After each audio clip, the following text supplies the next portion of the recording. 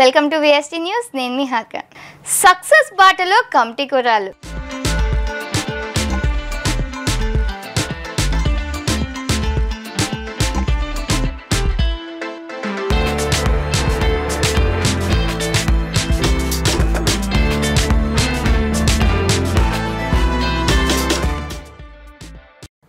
Cinema అది చిన్నదా పెద్దదా అనేది ముఖ్యం కాదు, ప్రేక్షకులకి వినోదాన్ని అందిస్తుందా లేదా అనేది ముఖ్యం.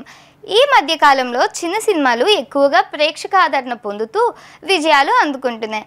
అయితే అంతా కొత్త నటీనటులతో తెరకెక్కి ప్రేక్షకుల ముందుకు వచ్చిన చిత్రమే కమిటీ కుర్రాళ్ళు. ఈ చిత్రానికి నిర్మాతగా కొండెల నిహార్గా వ్యవహరించారు. ఈ చిత్రానికి దర్శకుడు యదువంశీ. మరి ఈ మూవీ కథ ఏంటో చూసేద్దాం రండి. ఈ చిత్ర కథ గోదావరి జిల్లాలో జరిగే జాతర ప్రధానాంశంగా తెరకెక్కించారు. ప్రేమతో పాటు కులాల అంతరాలు, రాజకీయ అంశాలతో ఆహ్లాదకరమైన సినిమాగా మలిచాడు డైరెక్టర్. ఇప్పుడంటే మొబైల్, సోషల్ మీడియాతో అందరూ బిజీగా ఉన్నారు. కానీ సాంకేతిక సమాచార విప్లవం అంతగా అందుబాటులో లేని రోజుల్లో పిల్లలు ఎలా ఉండేవారు, వారి మధ్య స్నేహం ఎలా ఉండేదో కళ్ళకి కట్టినట్టు చూపించారు.